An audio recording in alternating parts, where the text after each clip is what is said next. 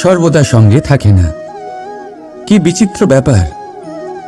আপনি নিজেই দেখুন, সময় আজ ভালো হলেও কাল অবশ্যই খারাপ হতে পারে।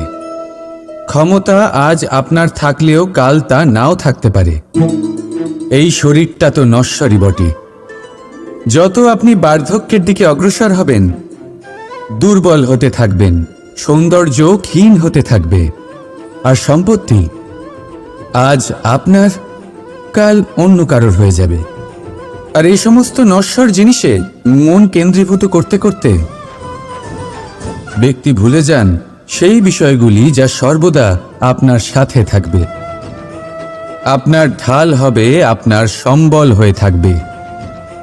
আর তা হল আপনার স্বভাব, বুদ্ধি, সৎসঙ্গ আর খাঁটি সম্পর্ক। নিজের স্বভাব শীতল রাখুন, কর্মে বুদ্ধির পরিচয় দিন, সর্বদা ভালো মানুষের সাথে সময় কাটান, আর খাঁটি সম্পর্ক সর্বদা পালন করুন।